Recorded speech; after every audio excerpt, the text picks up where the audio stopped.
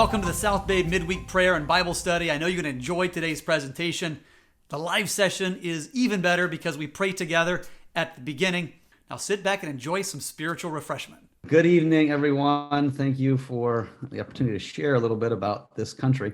In 2019, John Wood asked me if I would come with him to a camp meeting at Timor Leste. I had no idea where that was. I love missions. My family and I, we served in Africa. I've traveled numerous places in the world, and I love missions. God has so much for us to do, and people are just wonderful to meet in other parts of the world. But I had no idea where Timor-Leste was or what it was like there. But looked at the calendar and had a conversation with the conference, and it was fine. So I said, sure, I'll go. And God opened the door, and I went there. So I'm going to share my screen and show some pictures. Let me just go to this here and do this. There we go. So this was the camp meeting they had there. This is the first camp meeting they had ever had in their country.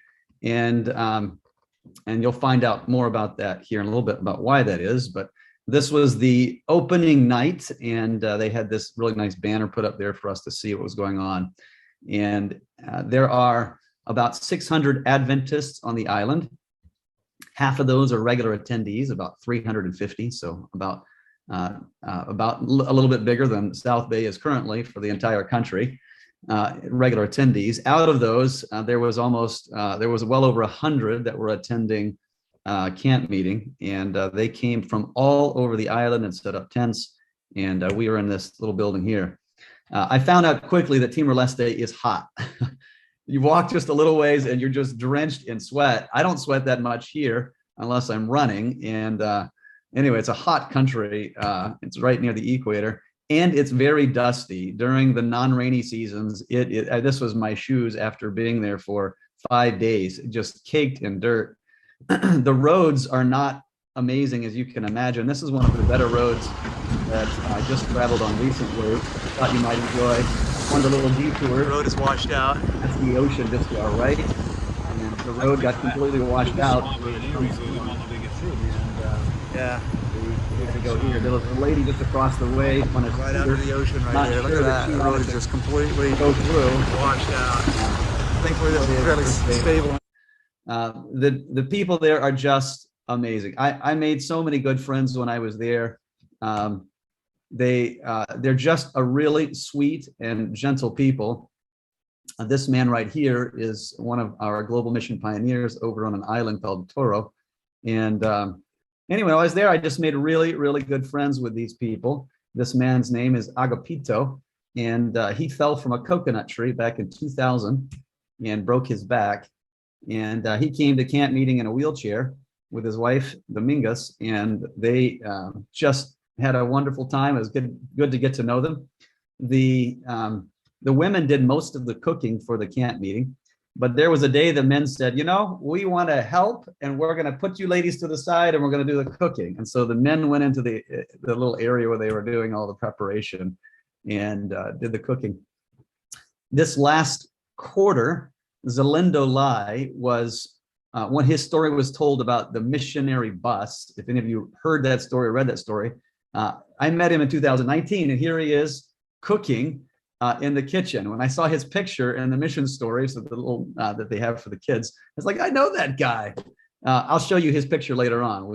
I saw him over in Los Palos, but we had camp meeting on the school grounds. They were building these temporary structures, and I'll tell you a little bit more about these later. But this is where we had it. And the structure that's closer to us is where they put their tents up. And the one on the other side is where we had the camp meeting. So on Sabbath, we had a good crowd. There was around 250 people there.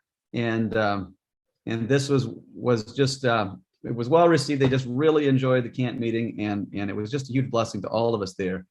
Our very last time of prayer, we got up early every morning and we had prayer together. It was just a sweet time of prayer. But our very last time of prayer, it was just a moving experience. And I was just extremely sad because I assumed I would never see these people again until heaven. You go some places and you see people and you're like, I'll never come back here again. And this was one of those places. I will never be here again. And anyway, it was just a sad time. I want to share with you two men that were especially good friends with. This is Pastor Enacio da Costa, one of the first Adventists on the islands, and one of only two ordained pastors on the island. When he was a young boy, there was an Adventist Indonesian businessman in the capital, Dili, and he asked him, would you like to go to an Adventist school over in Indonesia? And he said, no, I have no interest. He was not Adventist. He was Catholic. He was raised in a Catholic family, and he wasn't interested. But this Indonesian businessman was a nice man, and so I guess he asked him every year for about 3 years, and finally, Pastor Enacio said, "Okay, sure, I'll go." And so he sent him to the school, and so he went there, and at the school he found this beautiful Adventist message that God has for us, and he became a Seventh-day Adventist. And he told me, he says, "Chris," he says, "Adventist education is the best evangelism." He said, "It's slow, but it's sure." He has a real heart for education, and I'll share a little more about that later. This is Pastor Basti, Sebastian. We call him Pastor Basti. He's the other ordained pastor, and he has a real heart for service, and he just loves the people and is with them regularly. He's a beautiful man, and I just came to love them both. Timor Leste is a beautiful island. I took this picture when I was there about a month and a half ago, traveling to the eastern side of the island, and it's very mountainous. It's right on the ocean, beautiful water. Here is another picture of the mountains that are there, just wonderful. I had the pleasure of meeting these kids when I was taking a walk. They just came up, running up, and were saying hi. They wanted a picture, and then we did a little video together. They're just so friendly, and this is really what the people are like. They're just a friendly people, loving people, and kind. So where is Timor Leste? It's on the other side of the world from here. Literally, it's 13 hours difference at this current time, daylight savings time. But right above Australia, it's the kind of the last tip of the islands of Indonesia, and it's split in half. So the western side is Indonesia, and the right side is Timor Leste. There is a small section on the western side that belongs to Timor Leste, and that's where the Portuguese initially landed when they came to this place, and so it was carved out and kept, though it's challenging going back and forth because the border between the two countries is heavily militarized, and you cannot travel back and forth. If you drive there with a vehicle, you have to leave your vehicle on one side, go through all these checkpoints to get through, walking, and then get a taxi on the other side to carry on. You cannot just drive across this border.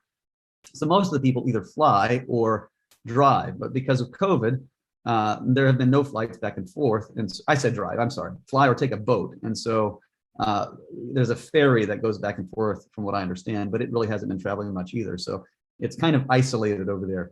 But Timor Leste is on the eastern side, and Timor Leste is about the size of Connecticut or Hawaii. It's about that size in landmass. There's about 1.3 million people on the island, and as I said, there's about 600 Seventh-day Adventists.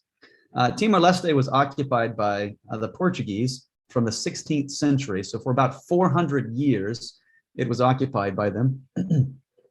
Then there was a little time during World War II that Japan came in and took over the island. While I was there recently, like I mentioned, about a month and a half ago, we passed this hole in the side of the mountain, and Pastor Enacio stopped, and he told me this was one of the places that the Japanese dug out, and they buried their munitions in there. And so I ran in quickly while the vehicle was behind me to go see it, and I was surprised at the uniformity of this, as well as the breadth of it. It just keeps going back that other way, so quite large. So the Japanese kept it for about a year, from 1942 to 1943, at which time they were kicked out by the Portuguese. The Portuguese took over again.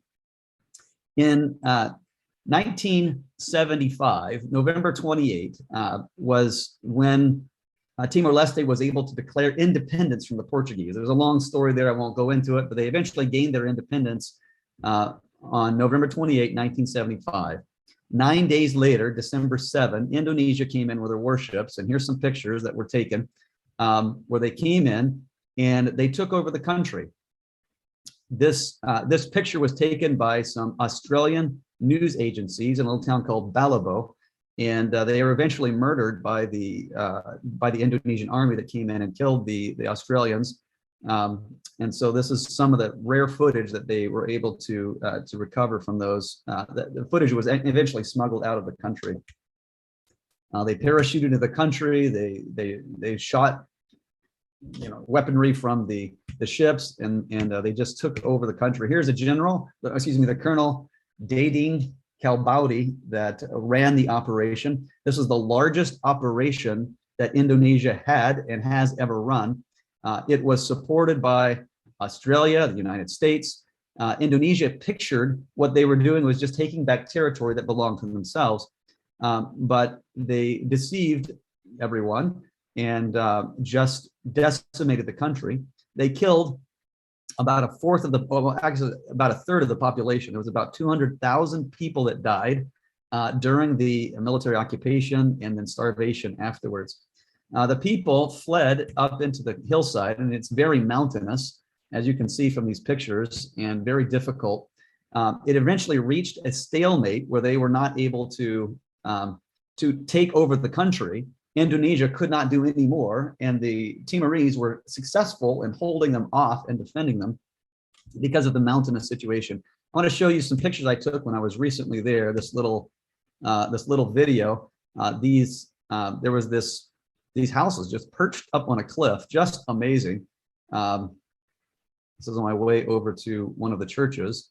I was able to take a drone up and get some shots. These people live up there, and if you see, there was some electric wire that actually runs up to where they were perched.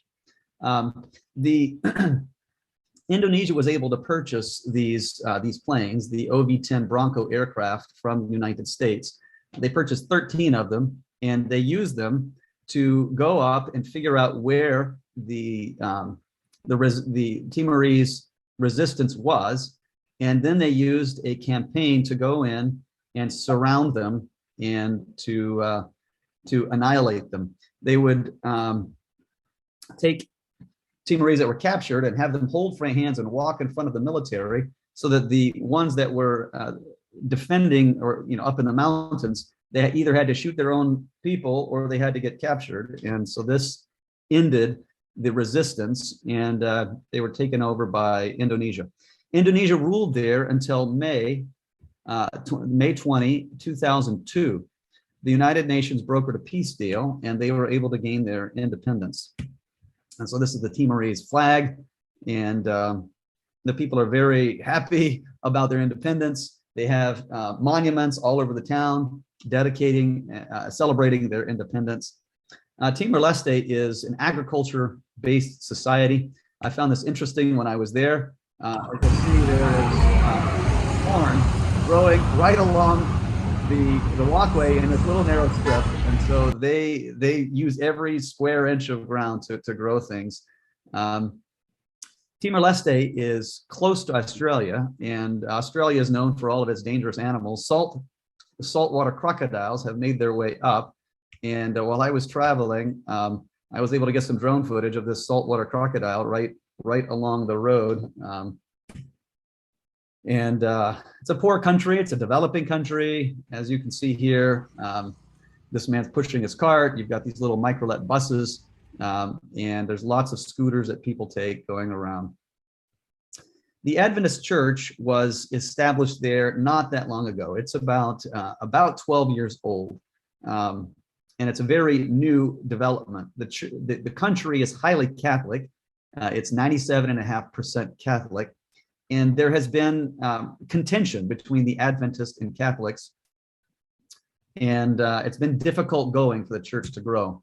This is the church headquarters. It's called TLM, Timor Leste Mission, and this is where the main church is in town, as well as the mission headquarters. This is the Fomento Church, which is the main church. It's a beautiful church. You can see it from the side there. And here's a picture from inside about a month and a half ago, having church together. And there is their offering box, not so different from ours, though quite large. They put theirs up at the front, so everyone walks up and puts their offering in. And the pulpit I thought was quite interesting. If you'll notice, you actually step into the pulpit and it surrounds you on the side. I think that's to prevent people from moving around too much. You know, they want to keep them in one location and lock them down. So anyway, you actually step up into it. Kind of interesting. Their fellowship meal is not so different from ours. Outside, under an awning, and just a really wonderful, wonderful people, wonderful place there. But anyway, that's the main church in the country. They do have an Adventist World Radio. Here it is. This is the Adventist World Radio for Timor Leste, and that's Pedruku, the man who runs it. Here he is in his office editing some material. And here is his studio with a green screen behind, and they put up YouTube videos. There are two churches on the island, and one was, one is the Fomento Church in the capital, and the other is over in, I can't remember the name of it. Anyway, it'll come to me. Across the island, there's another one. And then there's several companies, 2 companies and 8 groups. So it's becoming more organized and more structured. So here you can see these little pins or places that I traveled to, and I recorded those on Google Maps. So those are the places where the churches and companies are. This is the church here, and then over here in the capital Dili is where the other one is as well. There's a very significant monument there, the Cristo Rey. It's the statue of Jesus on top of a world, and that's on one side of the Capitol. On the other side, I don't have a picture of that. They have a statue of Pope John Paul, and so that's on the other. I didn't bother to go see it or take pictures. I wasn't really interested. But anyway, here's one really famous thing of Jesus. So several years ago, there was a man named Peter Kulik, who is very close friends with Ted Wilson.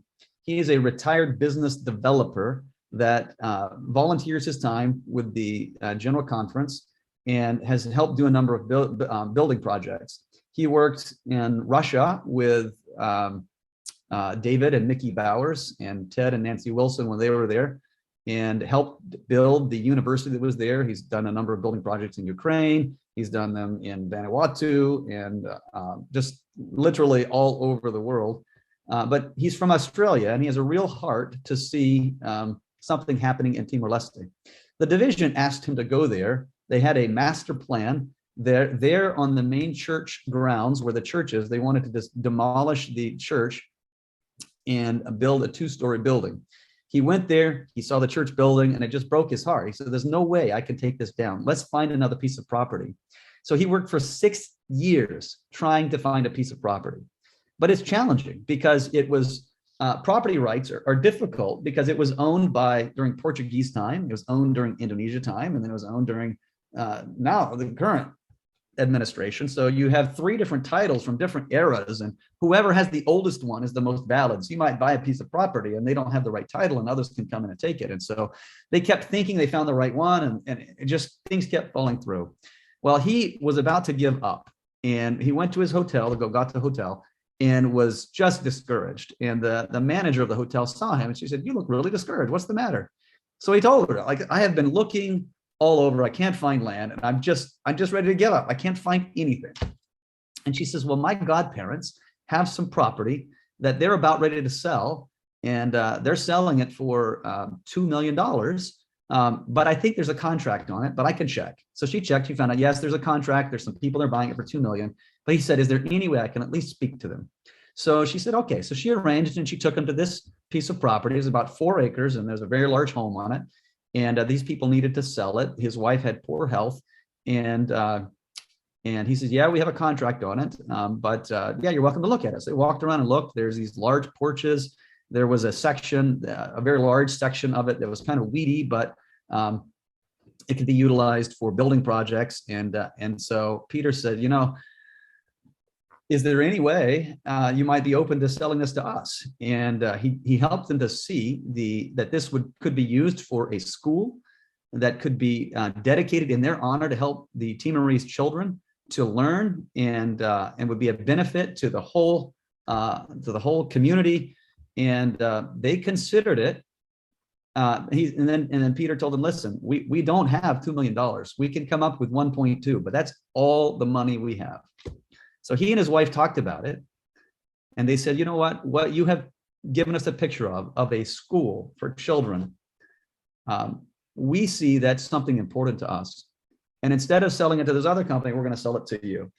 And so instead of selling it for $2 million, they sold it to the Adventist church for $1.2 million, which is a lot of money.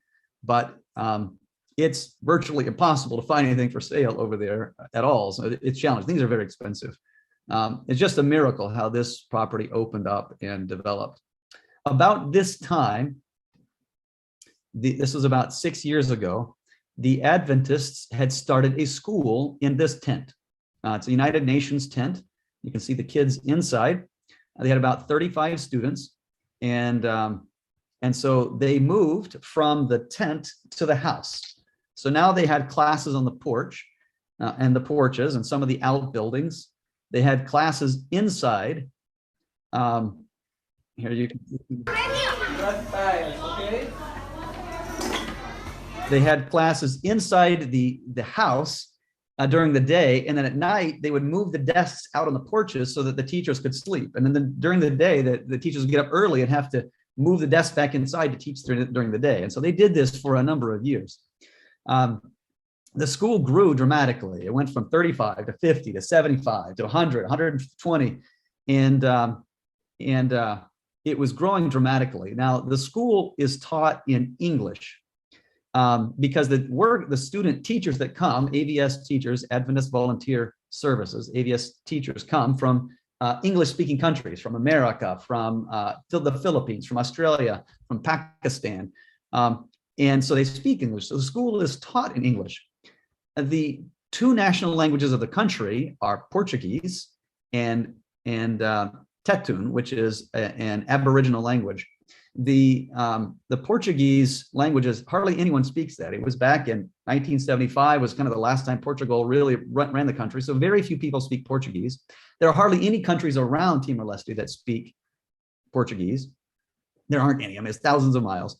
And so parents there really want their kids to learn English. And so they are sending their kids to this school by the droves. The school has grown until this year. There's 275 students in the school. Peter Kulik was able to arrange to get some temporary buildings shipped from Australia to erect there at the school so that the kids would not have to meet on the porches, and it'll have a little better facility. Those buildings would be used temporarily, and then when a permanent structure is put up, they will be taken out into the districts and will be used for churches and small schools in those areas. So I'm going to show you some pictures of the temporary buildings that were put up. These kind of bolt together and then they come apart afterwards. So you can see here's kind of the grounds. They've got a net between to help with some of the heat. Excuse me. Here's inside, decorated nicely. They put down some paper-like stuff on the floor and made it look very pretty inside. So the division gave a significant amount of funds as well and built this building on the front. On the left-hand side is a large auditorium where they have programs for the children, and a lot of the parents who come to this, and a lot of the parents aren't Adventist. Only 14% of the school are Adventist, and the rest are not. On the other side is a library and some administrative, some offices and other things. Here's a picture inside the auditorium. It's often used for church when the whole area meets together. And so here we are on a Sabbath meeting together. The man right in the middle, his name is Eric Stokes. He's an Australian man that lives in Timor-Leste and has lived there for a long time. He works for one of the largest building companies in Timor-Leste. And excuse me, he is the one that helped build this auditorium and that whole structure right there. So Peter, when he was there and they had contracted him to build it, found out that Eric's father is an Adventist deacon in Australia.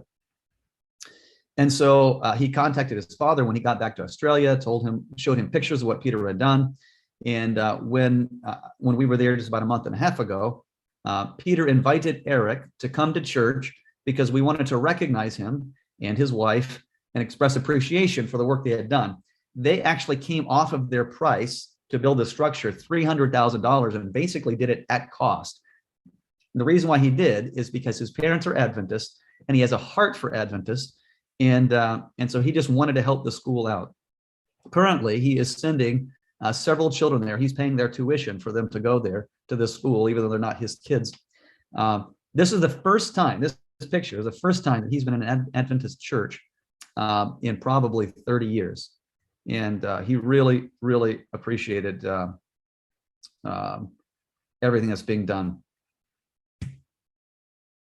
So I just arrived there recently I can't remember when it was, it's March, I guess it was. Went over for a short 2-week trip, and I went for 2 reasons. One was a constituency meeting. This is the 3rd constituency meeting that they will have had, and they needed to elect their officers. Because they're a mission conference and not a conference, they don't have enough tithe base for them to run themselves, and so that's how it works. So the 3 main officers are appointed by the division: the president, the treasurer, and the executive secretary. But then they appoint the rest of the officers over the different ministries of the church. And so that's what this constituency session was about. So here's some welcome signs. Here's some children.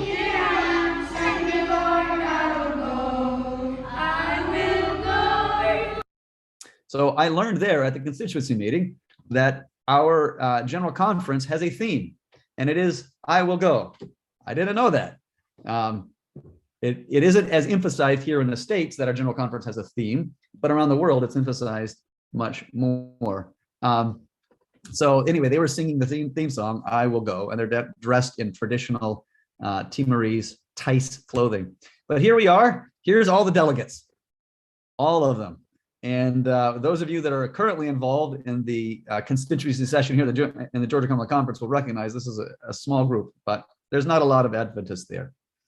The other reason I went is because, as you might have noticed on the back of our quarterly for the first quarter of 2022, the 13th Sabbath offering was going to 4 different places, and one of them was Timor Leste. And so a portion of the Sabbath offering, was to go to help build the school, build some permanent buildings at the school. So here are the division officers, the treasurer, executive secretary, and Pastor Enacio and Kevin Kulik. And so we met there to discuss the building. Now, here's the master plan for the school that's there.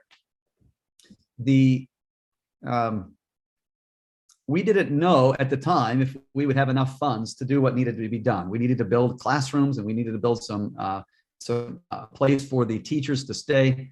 And these are in real need. And so we were discussing the plans to see whether the funds would come in or not. I learned last Thursday, so about a week ago, that there was enough funds from the 13th Sabbath offering, plus the division gave several $100,000, plus a donor gave a significant amount of funds to actually finish these projects. And so it's just an amazing miracle to me that the funds came in to be able to do this project and move forward with building the school. This school has broken down the prejudice that has existed between the Catholic Church and the people there and the Adventist Church. Catholic people are sending their children to this school by droves because it's well done and it's done in English. And God has just really opened up a way through this school to reach the community. It's just a miracle.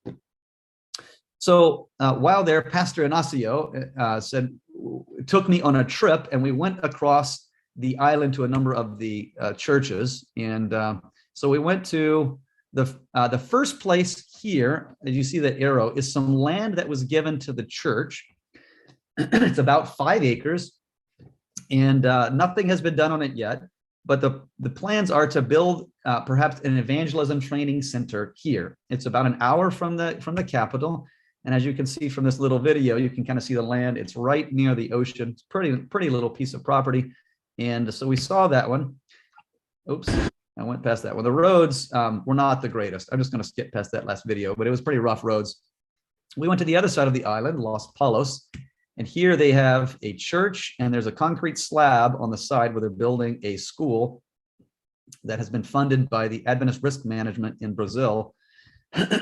Here's inside the church, and there's the slab that was just completed in just at the end of February, really.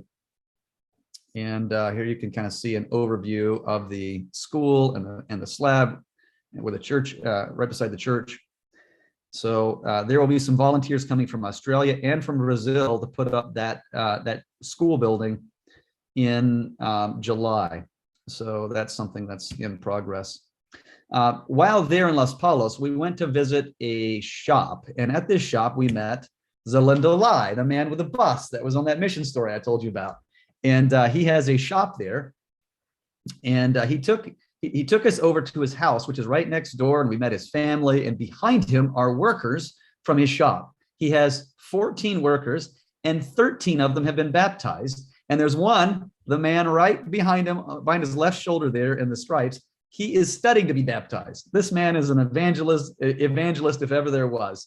So he had prayer for us there. He has worship with them every single day, and we had a picture with his family and some of the workers there in the front. As we were leaving, we stopped by a house to visit this man in the middle with the dragon on his shirt. They wear what clothing they can get there. He was one of the first Adventists in the Los Palos area.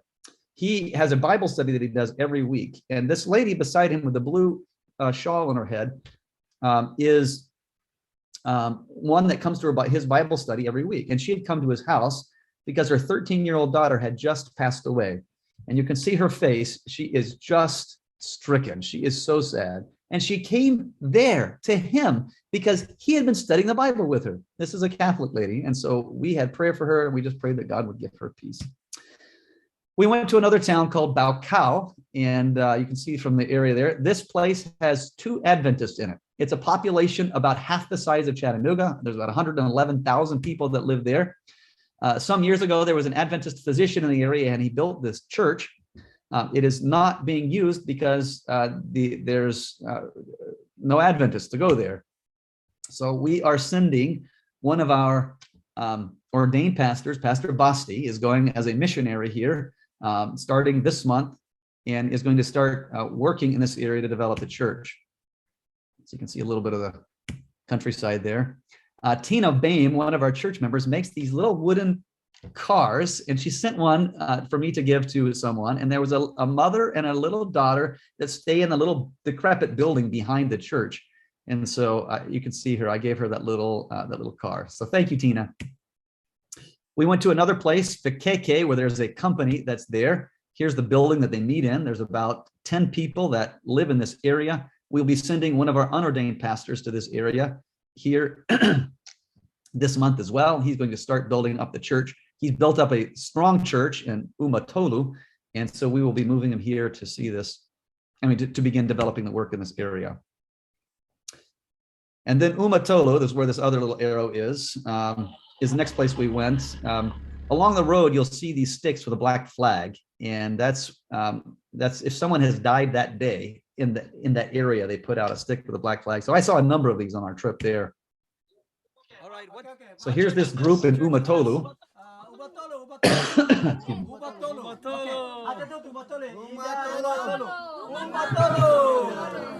So this is the Adventist group that's there. They came down and brought us lunch. You see them some of them are holding up 3 fingers. Umatolo means 3 houses. They don't know why it's called that, but apparently there was 3 houses there at one time. But here's the church building that they worship in. They're busting at the seams. This is just a few of the church members that are there, but it's well over, I think it's 60. And so we're taking the Adventist pastor that's here and moving him down to Vikeke. And anyway, this is just a wonderful, lively little group. So you see us all smiling. We're headed back. But Pastor Enacio had a burr under his saddle, and he was traveling fast on the way back. I'll just show you my hand. I was hanging on for dear life traveling back. When I got back to my hotel that evening, I'm just going to show you my belt buckle was completely spun around to the back side because I had been shaken so much in the car. I went to take my belt off and I couldn't find my buckle. It was on the back of my pants. Anyway, that was quite a trip. Yeah, the lady that was in the back of the car, she got more and more quiet, and apparently she got carsick. And then I noticed she had the window open, and she had her head out the window, and she was just losing all her, just throwing up. Anyway, so eventually he pulled over, and we put her up in the front so she could sit up there and hold on, and she did much better after that. But what a rough ride. This is Fernando, one of the last two pictures I'm going to show you. He is one of our colporteurs in the area, canvassers. And he was driving down the road, and he saw me, and he pulled over and wanted me to buy some of his wares. So, well, of course, so I did. I bought Steps to Christ in Indonesian, Bahasa, and he has some health books that he's selling as well. So he was out plying his trade. Canvassing is something that is being done there, and I'd like to see it developed much more strongly. This is happening currently. The pastor, one of our unordained pastors, Pastor Mariano, over in Las Palos Church, is training some church members in how to do evangelism. And so they have come there for about a month, and they're sleeping in tents so they can learn how to better share God's word. Well, thank you for joining us today. We hope you found today's presentation to be a blessing to you. And it's never good to keep things to yourself. It's always best to share them. So find someone that you can share what you have been blessed with others. If you enjoyed today's presentation, let us know by hitting the like button, and subscribe to this channel if you want to know when there's new presentations coming out. God bless. Have a great week. We'll see you next week.